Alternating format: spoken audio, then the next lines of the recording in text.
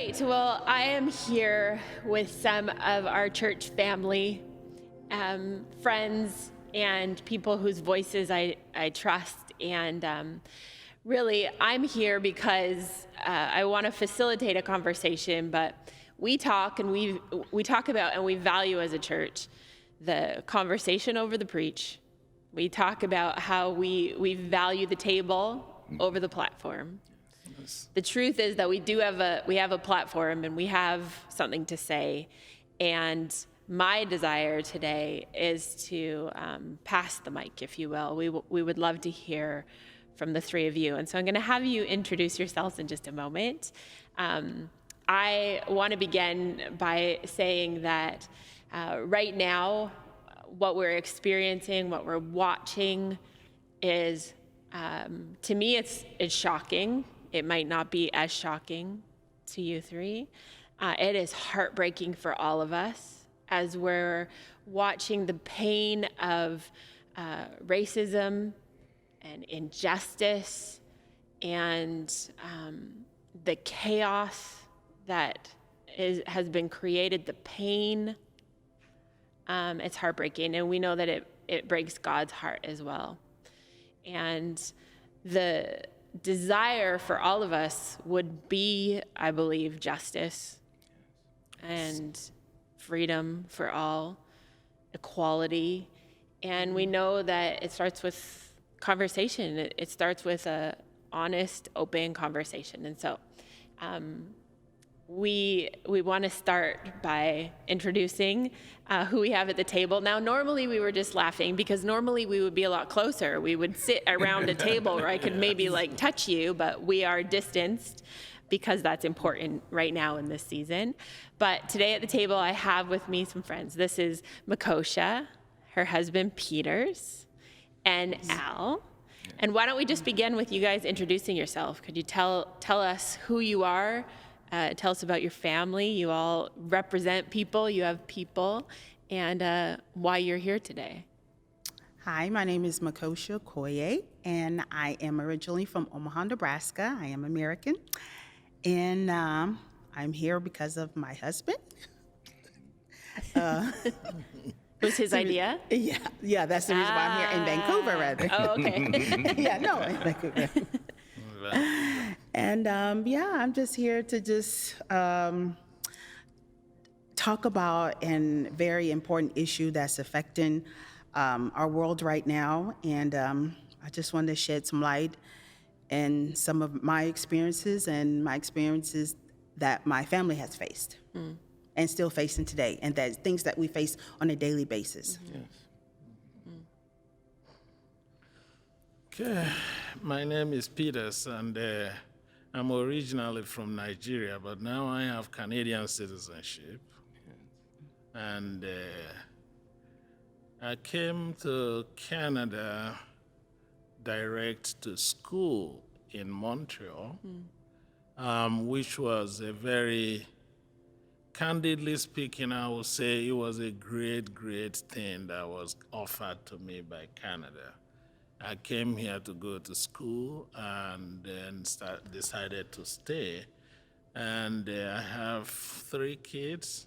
It's my son and 2 girls. And this is my wife. Moved to Texas, to Omaha, Nebraska, and back to Calgary, and here now in Vancouver. Mm-hmm. So it's been a journey for me, and throughout this journey, I have experienced what is happening now as a daily way of living for myself. But it just got to a point where it started affecting me more when the children started to get involved, when it started affecting the children, their way of living, who talks to them and who they talk to. So I'm willing to share my experience today. Thank you. Well, I'm Al Layman's, a.k.a. DJ Alibaba. Yes. People know me as sometimes, and I am a proud son of a retired colonel, and my mom and dad are nurses. in the U.S. I was born at the Lackland Air Force Base on a military base in Texas, San Antonio. And our family roots are Pensacola, Florida, and Mobile, Alabama, and we moved out west, kind of like the Beverly Hillbillies, I guess you would call it. And I grew up in Vallejo, California, so I'm a V-town boy, and I grew up in, around the urban center, and joined the military myself, and I was stationed in Grand Forks, North Dakota for a bit, and then I moved up to Winnipeg, which was a shock. I bet. Moved up to Winnipeg. Well, from California, it was an environmental shock, Yeah. and it was a culture shock. Yeah. I hadn't been accepted the way I was accepted in Canada. And so when I moved to Winnipeg, I just knew that this was a better life.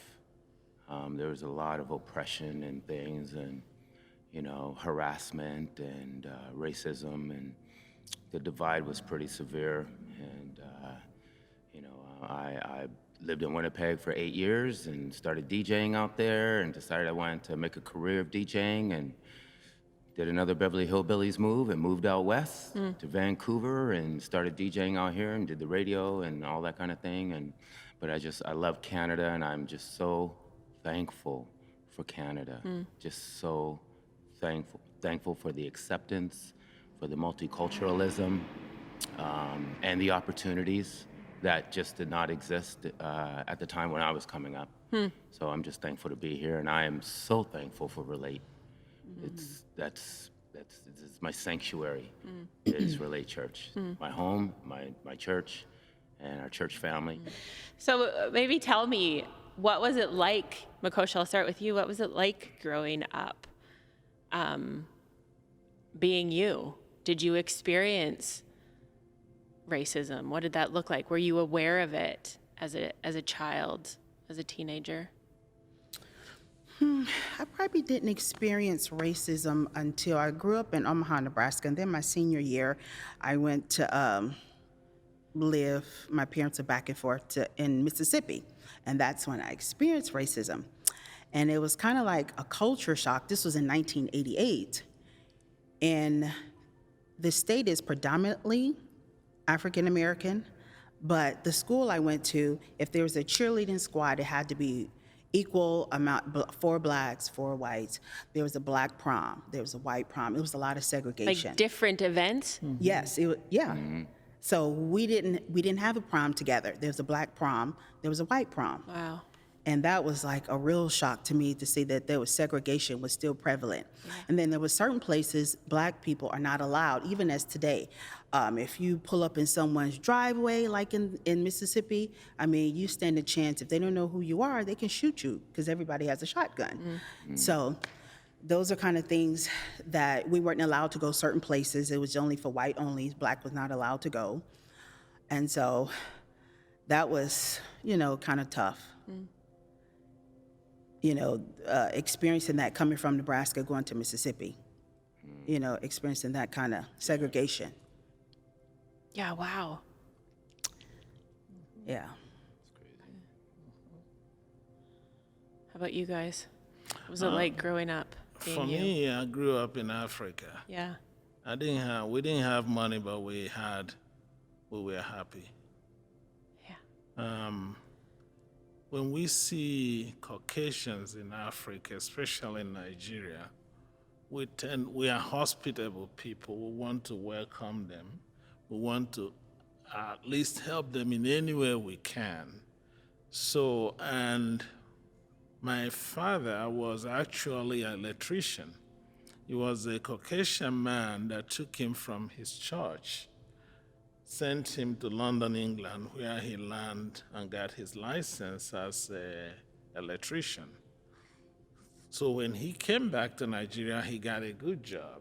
So that was thanks to the Caucasian man.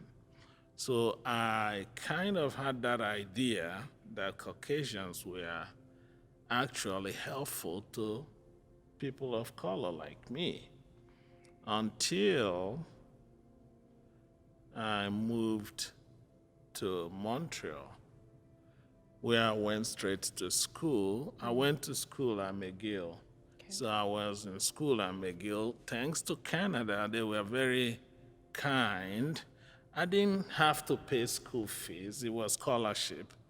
The highest thing I paid throughout my education at McGill was $563. And that wasn't even paid until I married her even.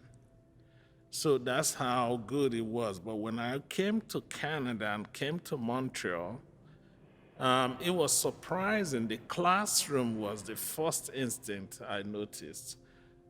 There was stiff racism inside the class, even among the young ones. When you're doing a master's program, we do a lot of group work. So each time they say, pick who is going to be in your group, I was the only black in the group. And nobody ever picks me. So, it was just a normal thing until the result of our grades started coming out. When it started coming out, that's when, who are you going to choose? They say, Peter's come to my side. So, but that being said, I took it was just like a youthful thing, things kids do, but it wasn't. I had to work extra hard to get what I got out of McGill. I really had to work double. I put in more effort than anybody else in that class. So that's where I started smelling the racism and I started feeling it. That notwithstanding, it wasn't too bad compared to what I saw when I left McGill. So when I left McGill, I went to the States.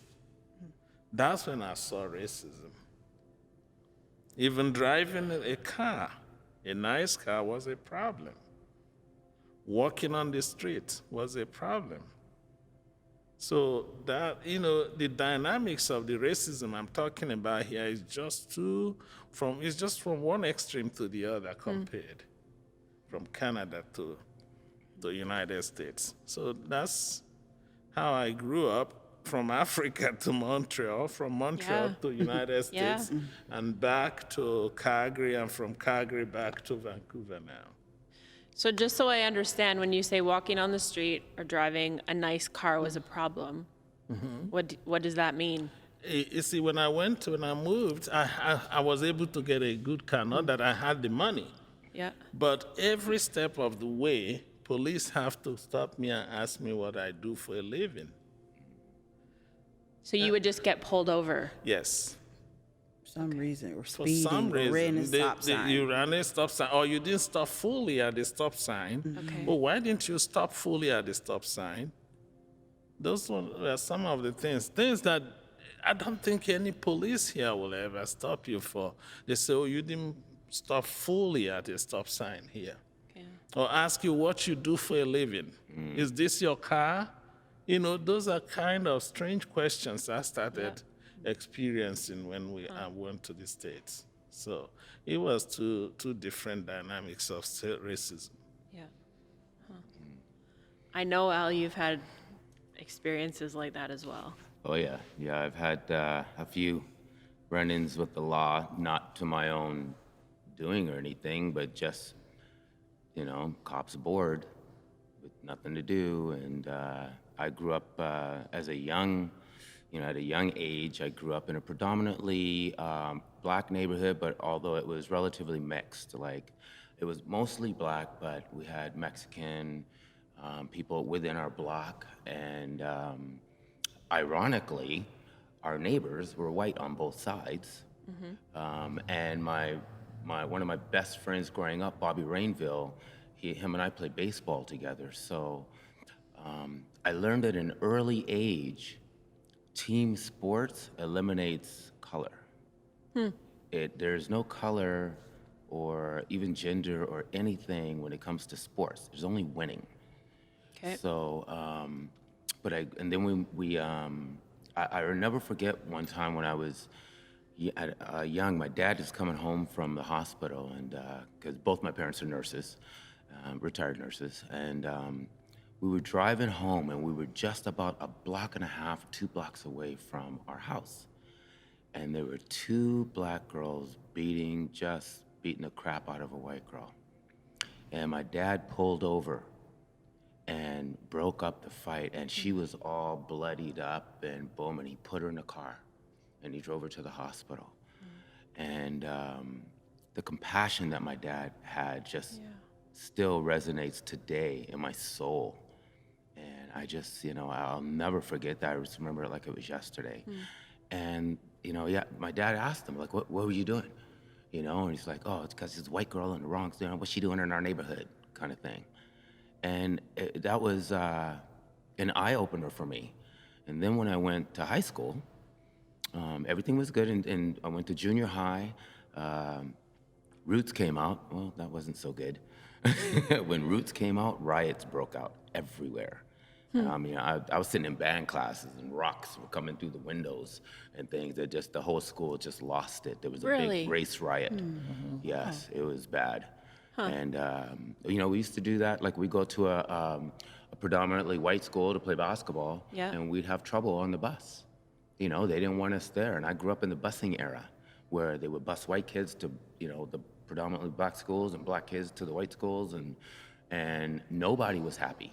The whites weren't happy, the blacks weren't happy, nobody was happy. And so, after the race riots and all that, and, things, it was just a tough time. And then my parents decided to send me to all-boys Catholic school. And I didn't want to go because all my friends were going to the public school. And so I ended up going to St. Patrick's High School, and man, that was the worst school experience I ever had in my life. And I ended up getting kicked out, fighting and grades and fighting and stuff. And went there 1 year, and not realizing the difference in education.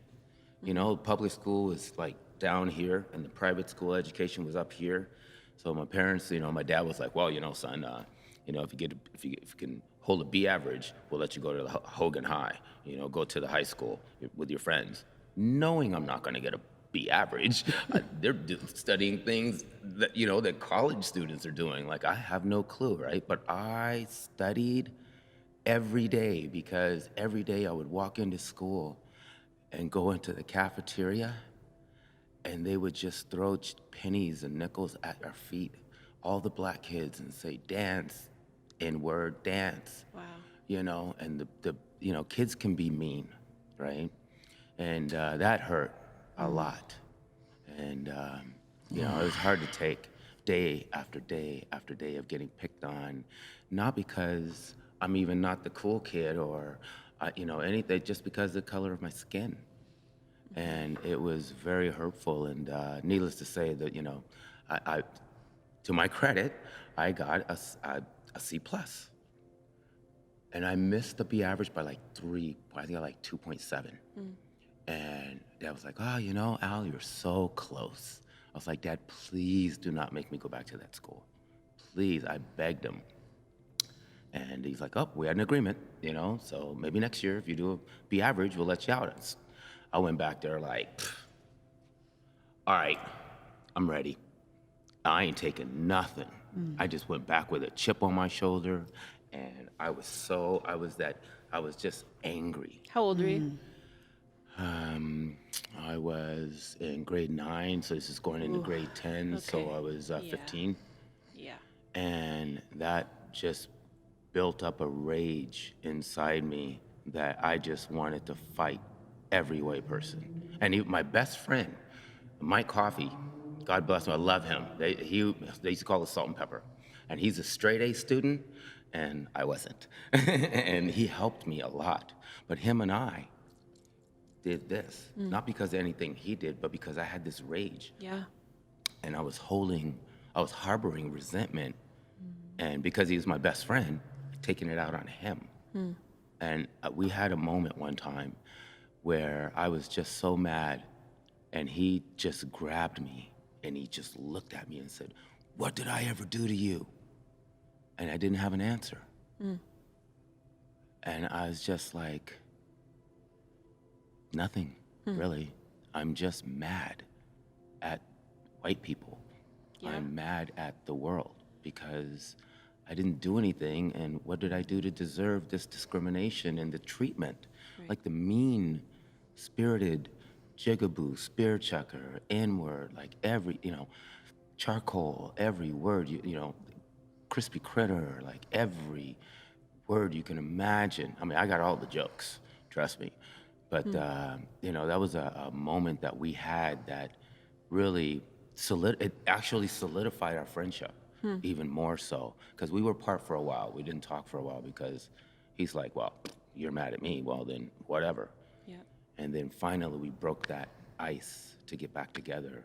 And that's when he shook some sense into me, more or less. Yeah, wow. Huh. I was listening to a conversation with Dr. Anita Phillips. She had a conversation with Christine Kane this week. And she was talking about how it's bigger than racism. She kept using the word dehumanization. That for white people, there has been this dehumanization of African Americans. And she talked about how if there's anger that comes back, well, obviously it's warranted and it's justified. But she said rather than asking like, what's wrong with you? Because right now we're seeing a lot of anger. She said the question to ask is what happened? What happened to you? Where is that coming from? Why? Tell me your story, because there's always a reason. Yeah. And sometimes we're just blind. I haven't seen it, so we need to hear and we need to see it. I think probably that's why when we saw the video of Mr. George Floyd, for a lot of us, it was just completely shocking. Is it okay if I ask what did that stir up in you guys? What does that feel like? Can you put any words around that? Naturally, this brought up anger. Why do, this is how I feel, why do a certain race think that they're better than another race? Why do you feel like you have a right to treat someone like this because of the color of their skin? We're not asking to be treated differently. We just want to be treated equal. We just want equal rights. That's all. And sometimes I feel like we're labeled as being aggressive, as being angry, but you don't know what we have had to endure or what we have seen. We've heard about killings. This is the first one that's really people have really just seen in a while, but they've been killing black men for years. We've been hearing about this for a long time. But I think people are just finally just fed up and tired, like enough is enough. We can't take this anymore. Because I feel like we have been suppressed so long. And a lot of times I try to put it in the back of my mind. I know everybody is not like that, and I love everybody. I treat everybody how they treat me. If you're nice to me, I'm nice to you. But I'm not gonna let you mistreat me, though. I'm not gonna let you suppress me in any kind of way. I'm not gonna let you break my spirit. I'm not gonna let you dehumanize me. That's anybody. So, yeah, when I saw the video, it just really broke my heart, and it still breaks my heart to just see that in 2020 we still dealing with this. So that just let me know that racism hasn't gone anywhere. It had been suppressed for a little while. We thought we were making strides. We were going somewhere, having our first black president, but that seemed to have just sparked. Since we had a black president, it seemed to have sparked something. It's just like racist people, the white supremacists are just coming out because I think they feel like they are a minority now. And they feel like black people or people of color are taking over, and they feel threatened. Yeah. You know, the whole thing with this situation, when I saw that man die, it really broke my heart.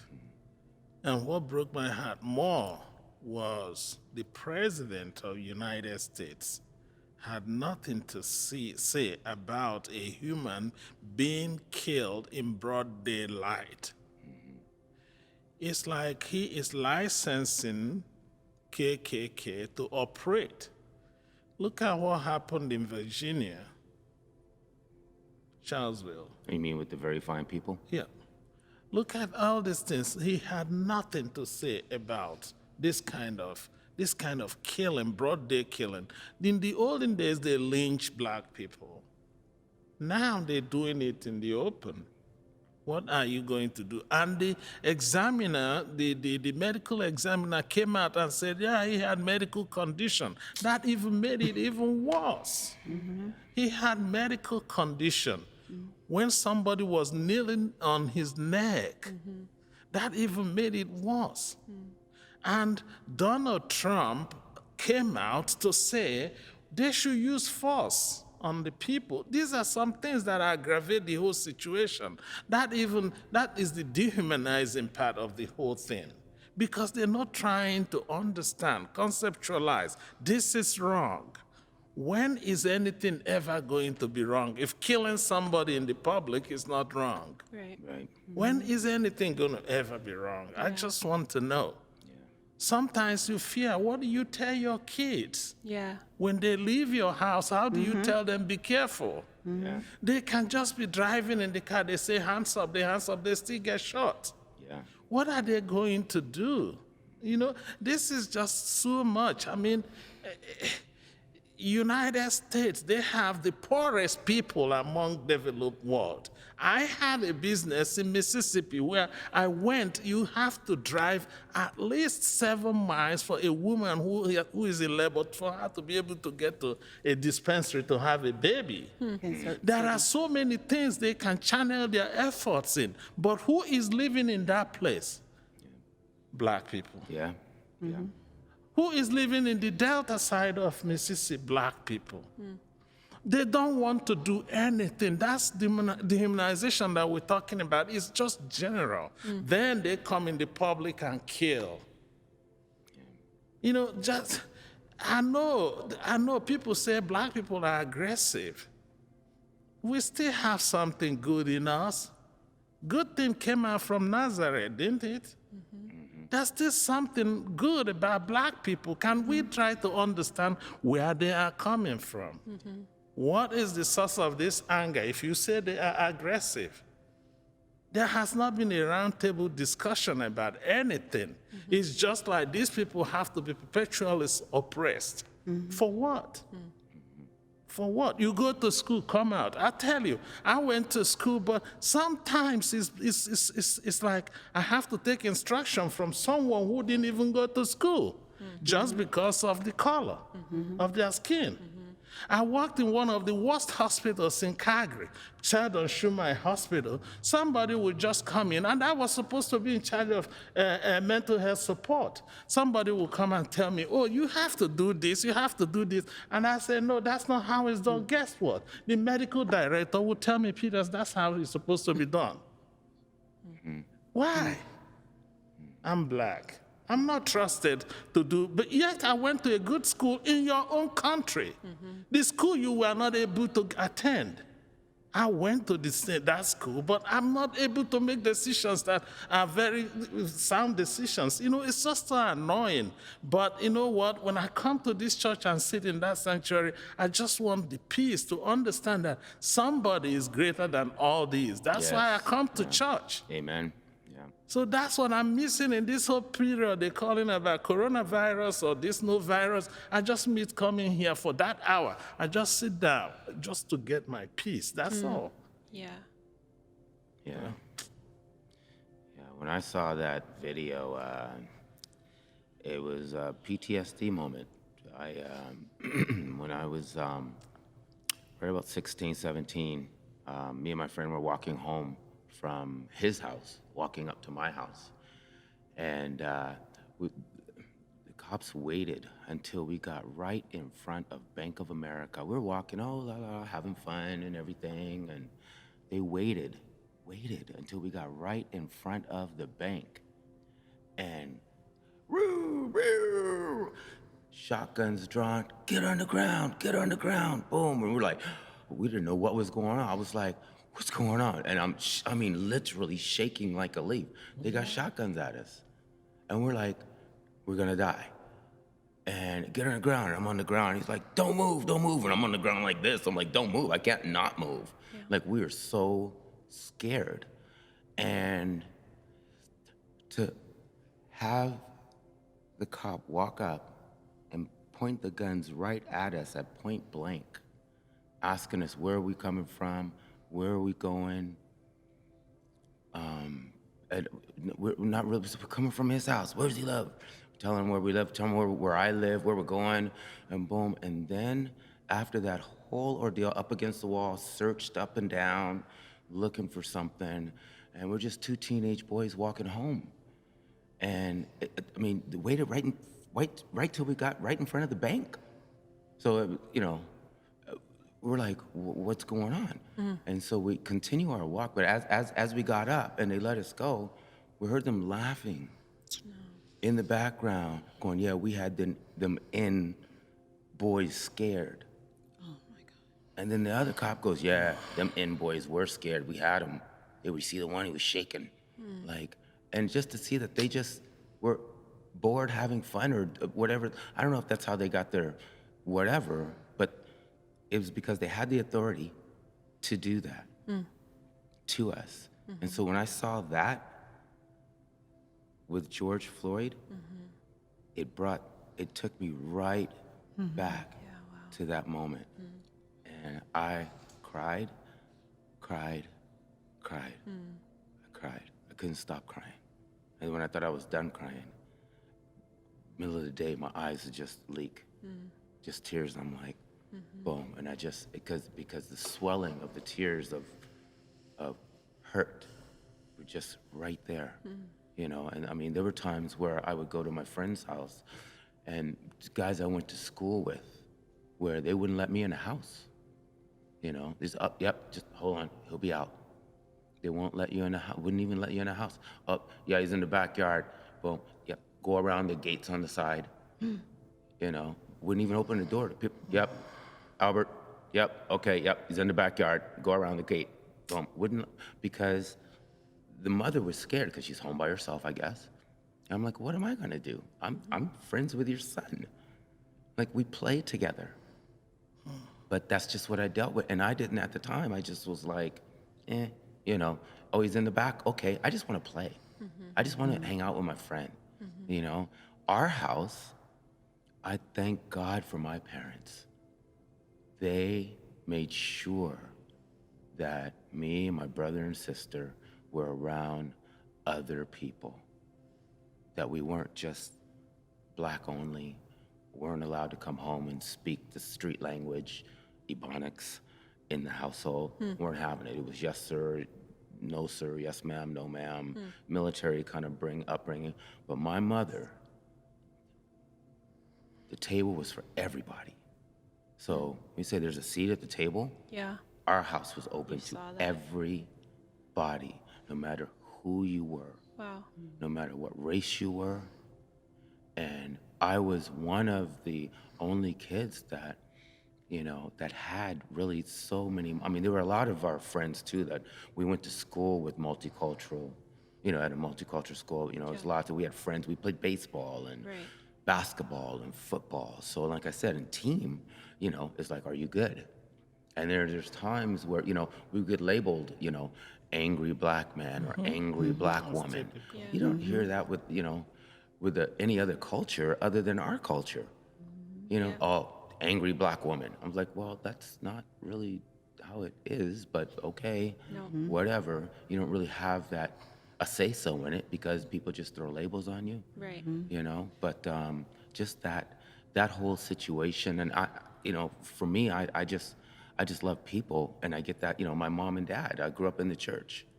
I grew up in, Ephesians Church and then Center of Hope Church, and Ephesians was, Edwin Hawkins Singer's Oh Happy Day. That's where that song was written and sang with the Edwin Hawkins Singers. So I was blessed to have them as our choir every Sunday. Wow. And so that foundation of love And my mom she's a prayer warrior, let me tell you. Like my mom and dad they are deeply rooted in the word.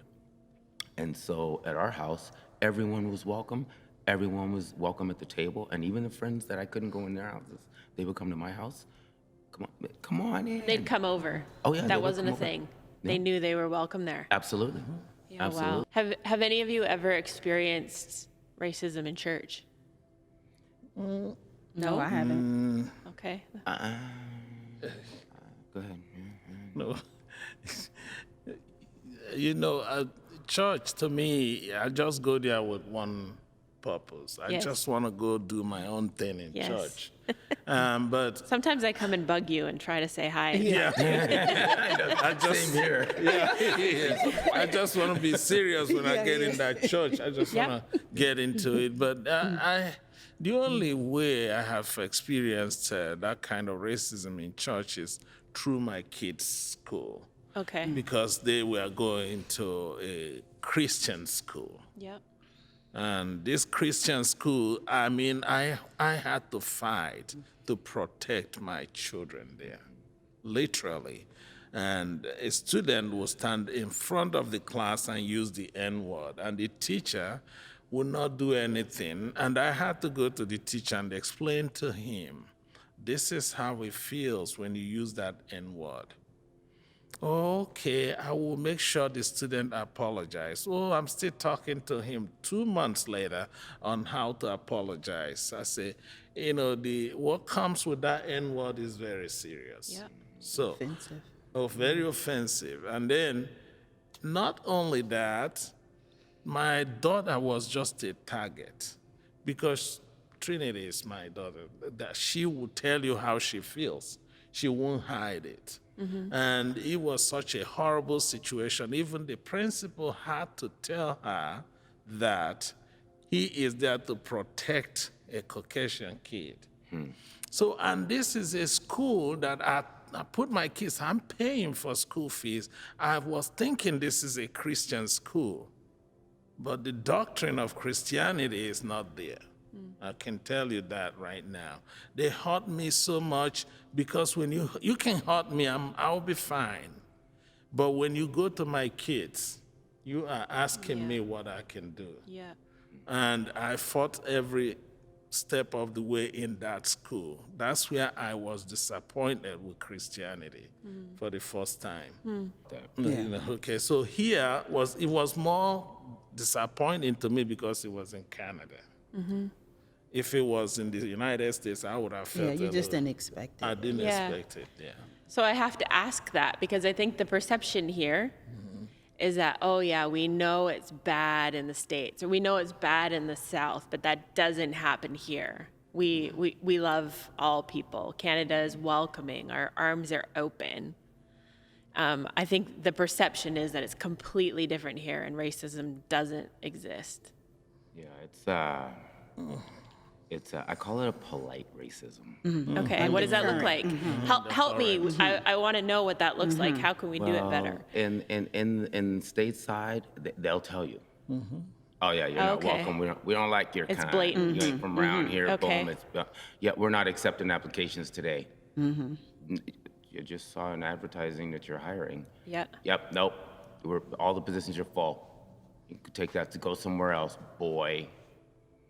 And here it's like, oh, yes. Oh, well, thank you for your, resume. No problem. We'll put it on file, and you'll never hear from. I tell you, it's a funny story. When I was in Winnipeg, I went to West Fair Foods to go get hired. I was driving truck for Peter Nygaard at Tanjay in Nygaard International. So I was driving a big truck, and I was like, this $6 an hour is just not cutting it. So I was like, okay, I got to get this job. So I knew they were hiring at West Fair Foods. So I was like, okay, I'm going to go ahead. I'm going to put in an application. So I had the 5-ton truck that I parked like a few blocks down the road and walked up there. And the receptionist said to me straight up, oh, yep, sorry, we're not accepting applications. I says, oh, well, I thought you guys were hiring. She goes, yeah, no. I was like, okay, well, can I leave my application here? She's like, sure, you can leave it here, no problem. So she took the application, and she was very polite, very Canadian. She's polite. And I was like, okay, cool. And I was like, well, I'm not gonna get hired there. I got home and I had a message from her supervisor saying, so, Mr. Lamons, yes, so we heard you're looking for a job, blah, blah, blah, why don't you come in for an interview? And I was like, I thought you weren't hiring. Well, come to find out that there was a government mandate to hire minorities. So when he found out that I was black, he was like, and we talked about it after, and he goes, she told me you were black, and I was like, oh, where's his application? We need to hire him. Yeah, wow. So I got hired because I was black, not because of because I was qualified or anything else. Right. But thank God that I had experience in warehouse. I knew how to drive a forklift, I knew how to drive a hydraulic jack, and because I worked at Lucky Warehouse in California. So when I got there, the guy that he had me train with, he went up to him at the first break, and says, man, this guy knows how to drive a forklift, he knows how to drive a hydraulic jack. He was like, really? Lunchtime, they come, Albert Layman's up to the office, please, boom. So I got called into the foreman's office. I was like, oh, what did I do? Like instantly, I'm thinking I did something wrong. Yep. And I'm gonna get fired. He's like, we'd like to offer you a full-time position. I was like, huh? That never happened. I was like, yeah, would you like to work full-time? Absolutely. I said, no problem. Signed up, filled out the forms, and boom, and I was on fire. I worked there for 5 years, full-time. Because they hired me full-time because I knew what I was doing. Right. Plus, it also filled their mandate. And, I don't really have, I didn't have an African accent. I didn't have a Jamaican accent, and so I was a good one, Okay. Right? Okay, so speaking of that, I know, Peters, you mentioned you had experience with that. I was sending out applications, resume, almost 100 of them, nobody called me. I said, well, what I will do now is that I'm going to change my name. I put Chris Peters as my name. I sent out 4 resumes, and they all called me. So when I showed up, Yeah. oh, are you Chris Peters? I say, yes. Oh, it was a surprise. Yes. So, and then accent is another thing. So they tend to, but to me, accent is relative. I have accent, you have accent to me. Right. So we better pay attention so we can understand each other. That's Yes. how I look at it. But here, if you have accent, that's one check against you. So, that's number one. Plus, you are black and you are a male. And your last name. Yes. And last name. Strike one, So, strike strike two, two. strike So by the time you finish, you have nothing left. So I can't even start to tell you what I have experienced as racism. It's just a whole lot. But God is always keeping us. That's Yes, all He I is. know. Yeah. So, when you talk about your accent, my parents not allowing me to, talk ghetto Yep. in the household helped in actually me getting a house in Winnipeg. And they had this government, project where they were building houses in this low-income area, and they were rebuilding the area, and they had these brand new houses. So on the phone, I'm talking to the guy, and boom, he's like, oh, yeah, no problem. Yes, you are qualified. You have a good job. I was working at Westfair Foods, everything is good. Come on down. So me and my wife went down, and we're sitting in the lobby, and the guy comes out of it. He goes, oh, yes, you're Mr. Lamons? Yes, okay, no problem. Have a seat. And you could see the look on her face. So she didn't say anything to him. He goes, oh, yes, Mr. Lamons? She goes, yeah, he's out there. So he walks out and he looks. And me and my wife are sitting there, and he looks right over us. And he's like, and he goes back in. And I go to her, I go, he's looking for us. He doesn't know yet. Wait for this. Sure enough, he goes back, he goes, you're Mr. Lamons? I said, yes. Oh, yes, sir. Boom, I stood up. Yes, sir. Nice to meet you, And he's like, well, nice to meet you too. I have to admit, you weren't what I was expecting. Like he just didn't even see you. He just Didn't looked see past me. you. He was looking for a white guy. Wow. And even in our culture back home, I used to get ridiculed for sounding like a white Right. boy. Huh. You know, you speak proper English, oh, you're sounding white. Yeah. You know, Yeah. and it was I was like, huh. Wrong, But when you live with it, it's just water off your back. You know, Is it though? Well, no, it's not, but it's to be expected. It's not water off your back. It sits on there. It sits in your soul. Yeah. But it is like you just get conditioned to it. You're just used to it. Yeah. You just know how it is. So when we hear black people are tired, Yeah, it's it wears on you. well, it's I mean, how many years? Year after year after year. Okay, so how do you keep your soul, God, God? God.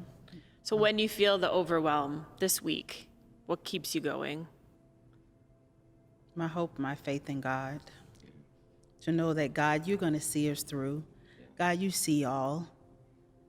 That you're looking down, that you're going to continue to just see us through. Yeah. It's my faith. Because without God, I really don't know exactly how people just deal with this kind of situation every day. I know they may do things to suppress their feelings, but I'm just so happy that I know God and have a relationship with God. Yeah. So that's how I deal. Yeah. Yeah, that's I throw on worship music. I'm a DJ, so I throw on worship music, and Yeah. I mean my track is Waymaker, Yes. Waymaker, Miracle Worker, Yes. Promise Keeper, Light in the Darkness. My God, that is who you are. Yeah. That rings deep in my soul, and so that's really how I go when I get emotional, and I get to the point of when I saw George Floyd Yeah. just killed right in front of everyone Everybody. worldwide. I just turn to worship music. I have to, because there's just a rage that Yeah. you just, and then an injustice, right? And it's not just that he had his foot on his neck. There's two other cops that had their knees in his back, Yep. cutting off the air to his lungs. Like that was, it was so bad. And all we have is God to lean on, knowing that He is our provider. He is our strength. My ring, greater is He in me. That 1 John 4:4, that is my scripture. Greater is He in me. And that's how I, get through it, is just knowing that He has our back. He is the way maker, Yeah. miracle Right. worker. Yeah. Yeah. Yeah. I have to ask this because, like I said, I'm here to listen and to learn. What can we do better? What should we stop doing? What is helpful? What's not helpful? I know there's a desire from many people to be allies, to be helpful, to say what needs to be said, just to speak up or sit down where we need to. Yeah, I would say to continue to just speak up, have those conversations with our children, and let them know, the younger ones know that using the N-word is very offensive. Now the younger generation, like the kids that my daughters go to school with in the high school, they think it's okay. Kids just think it's okay to just use that word. So the parents need to continue to educate them to not to say that word is very offensive, and that when we hear racist jokes wherever we are, we're in the beauty salon, we're in the barbershops, or wherever we are, and we hear these things, to just stand up and just to be the voice and let them know that this is not right. And no matter if we have to stand alone, if we're the only ones, just to continue to just have the conversation when we're at our holiday dinners, wherever you are, and you hear about injustice or see injustice, to just let them know that it's not right, and it cannot be tolerated. Just to pray for everybody too, prayer works. Yeah. And just to help, God to capture every mind and change the mindsets of people towards each other. How can you hate somebody you never know just because of their color? I mean, God can do anything. Prayer will work. Praying for this situation, praying for people to understand that we're all created by God. The same kind of blood that runs in me runs in any person else. Just to get that common understanding. So sometimes people protect animals than they protect blacks. So we just pray that people will have understanding of what we feel, how we feel, what we go through on a daily basis. Put yourself in their shoes. How will I survive this if I was in their shoes? And, prayer will help us understand the situation. That's good. Yeah, I think just speaking out, showing up, speaking out against racism. Also, not undermining our struggle by comparing it to other cultures' struggle. Yeah. It's, the Jewish did, went through this, and God bless them. And I understand the struggle, the Irish and other people and natives. I mean, Yeah. the silent people. It's like you can't compare our struggle. So it's like, don't undermine our struggle by saying, oh, this struggle was worse. What are you complaining about? Have you ever been, this? Have you ever done that? Yeah. They didn't hang you and all that. But I'm like, you don't understand. Like, I was born in '62, like there's this, back in the day, we wouldn't be able to sit here like this in the stateside. We wouldn't be able to, if I was at my white friends, we wouldn't be able to go golfing. The simplest thing is going golfing. We wouldn't be able to do that. They would be discouraged from interacting with me, peer pressure, and it starts in the home. Yeah. It does start in the home by not tolerating it. People tell me jokes because they think it's okay. They'll tell me brown jokes. They'll tell me jokes about Chinese people because, I'm a good one and I'm cool with, white people and I'm DJ Alibaba and blah, blah, blah and all this other stuff. Oh, yeah, he's one of us and all that. And then they'll tell me some brown joke and I'm like, my wife is Irish. My in-laws are Indian. My daughter's fiance is, he's American, raised in Germany, speaks fluent German. And I'll never forget the time we were driving down the street and he broke out in German, talking to a friend in Germany. I was like, what? Whoa, that was a shock. Shocked me, And I'm like, I know him, you know what I mean? But don't make assumptions about people that you don't know. And it's not okay. Like when people tell me jokes about other cultures, I go, yeah, not funny. Not funny. Oh, what do you think? Oh, no, I was just joking. Not funny. You need to kill those jokes. You need to kill those jokes because those jokes are not funny. And when I say it, I don't go, oh, ha, ha. Well, you shouldn't say that. I go, no, not funny. Good. Boom. Not funny. Don't tell it. So we can all do that. Yeah, everyone do that. And we need, as a one human race, we need white people to stand up and say, that's one thing about George Floyd's, death, is that I have never seen as many white people outraged. And I truly believe that his unfortunate death and the way it happened was a trigger for change. It's a tipping point. This one, as you said, it's been happening all along. Yeah. It's just, there's so many. You can go through the list and list and list and Yeah. list. But this one feels different. It is. It feels different. And it's because I truly believe white people are saying, hey, that's not right. It's like, oh, we didn't know about it. But this one was right in your face. Yeah. You couldn't turn away from it. Yeah.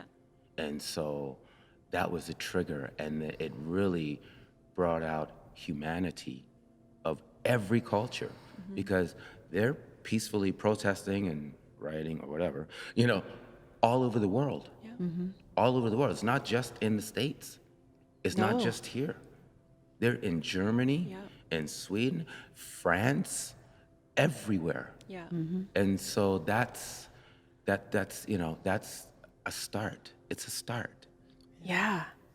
You'd think we'd be further along by now. You would think. I'm actually, the message for this Sunday, we've been in this conversation called The Way Through, and we're looking at the Exodus, you know, Moses and the people of God coming out of slavery.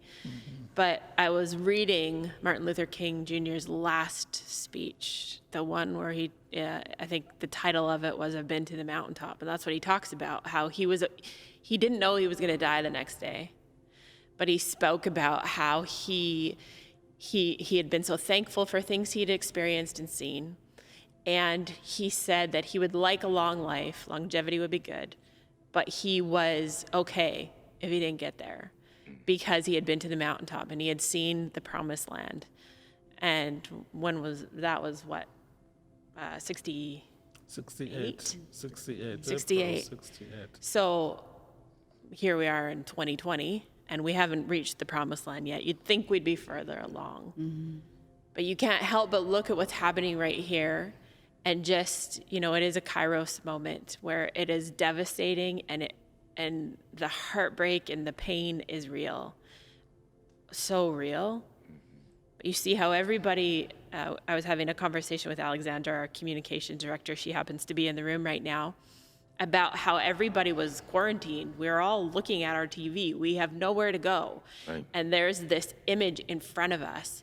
And it is a tipping point. It's like everybody's looking going, oh my gosh, how have we not fully seen this? And so in the middle of such loss, I believe God is doing something. Yes. He is opening eyes. He is moving. And that's my prayer, that this isn't just something that happened right here, but that it changes us all forever, not just another step. It's a good thing, too, that the church here particularly, I thank you for bringing awareness to this. Yes. I don't see too many churches that call in this kind of conversation. So I really appreciate it. At least this is creating some kind of awareness. You know, the conversation has started. You know, so the first step is very important. So I just want to thank you for this opportunity. I want to thank you because you didn't owe us anything. It isn't your job to educate us. We should know better. We should be more aware. We shouldn't have to be here and we shouldn't have to have this conversation. So I want to thank you. Thank you for being here. Thank you for helping us. Thank you for being honest, sharing your story. I know I'm so grateful. My hope is that the conversation continues from here, that it opens up conversation around dinner tables with the family, with your friends, and that we do pay attention and we learn. Yes, it starts in the home. Starts in the home. Can I pray and we'll close? Because I feel like we can't not pray. This is a moment to ask God to do what only He can do. God, I thank you for these voices, for these friends, the family that's represented here. I thank you that you have brought us together. You've called us one. You have knit our lives together, and we're here for such a time as this. And I thank you that as we've heard stories and we've heard heartbreak and frustration, God, we also hear a message of hope. All of our hope is in you. God, I pray that your blessing would be on this conversation and this time together. God, I pray that you would continue to open eyes, open hearts, God, that you would do the deep work in us so that there would be true freedom, so that justice would reign. We know that's your heart, God. And I ask that we would see that happen, God. We call on you and we ask you to move in our land, heal our hearts and heal our land. God, I thank you that as we wrap this up, it's really just the beginning. And so we ask you to lead us and guide us. Give us your wisdom as we move forward. I thank you that we, not one of us goes alone, but that we go together. We're grateful, God, and we trust you. We'll follow where you lead us. In the name of Jesus, I pray. In Jesus' name. Amen. Amen. Thank you. Thank you. Thank you. Thank you. Thank